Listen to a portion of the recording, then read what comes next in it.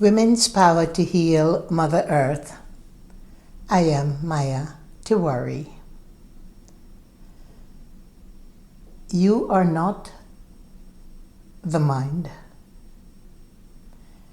The mind is mobile and flowing like a river.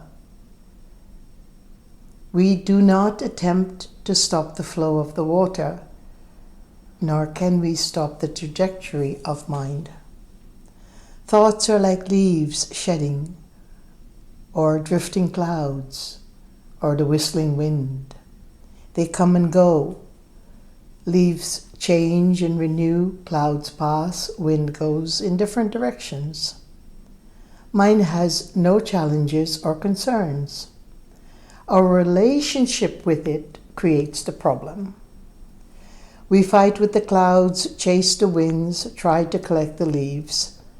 But by simply observing leaves, cloud, wind, and not identifying with them, but just observe them, we can become the witness of our mind, rather than interacting with it.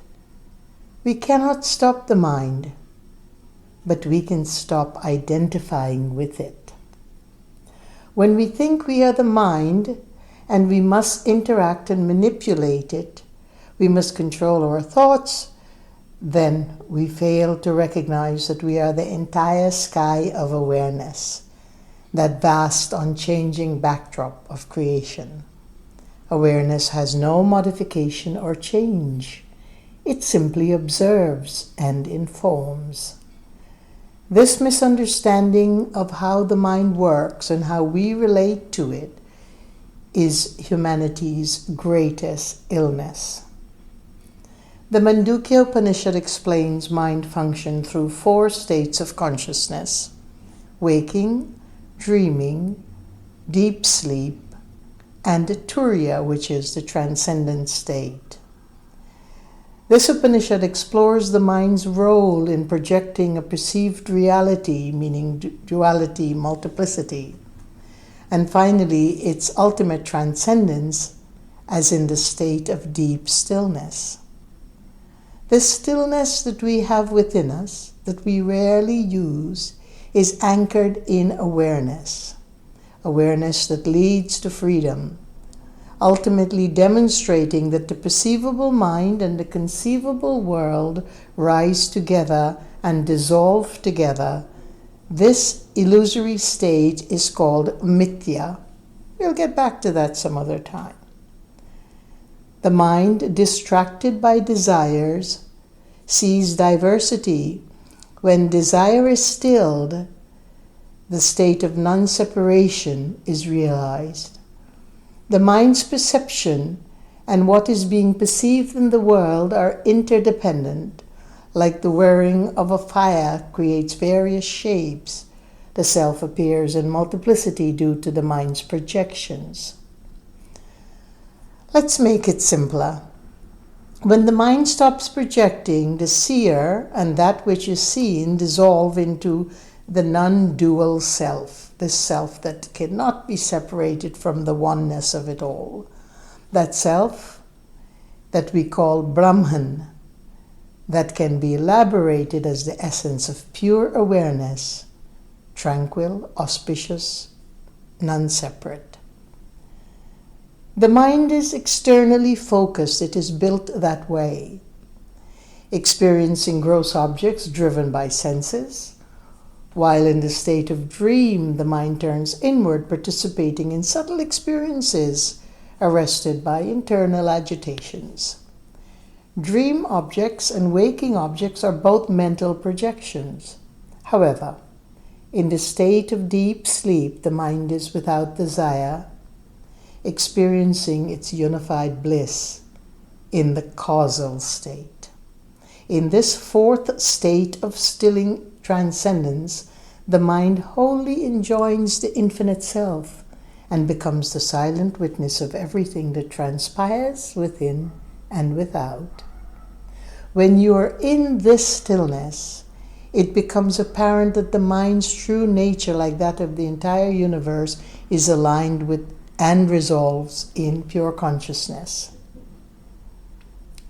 We forge association with the mind, holding on to thoughts, bending them to fit our will, searching for desired outcomes, adding fuel to the mind's fire, then become overwhelmed by the burning coals, which start new fires generated by more thoughts. We engage the endless stream of jalpa, which is jabbering. The mind chatters, but it is not communicating with you. It speaks to itself, entrained as it were by ancestral belief patterns, and so much more. You're simply the listener of your mind, not the one who jabbers with it. Listen with it without participating, as if you're listening to a conversation happening in a cafe. You observe, you do not rush to join in that conversation. It is the nature of your mind to have thoughts, to fluctuate, to build on ancestral themes. When you participate, react to these thoughts, you add fuel to the runaway train. You analyze, judge, suppress, and your grip on it gets stronger. But if we were to assume the natural posture of awareness, you become the listener, the observer of the mind's jabbering. Then it naturally wanes and dissolves. You stop believing that every thought is you. You're not the thinker, you're the one who witnesses thinking, much like in a dream.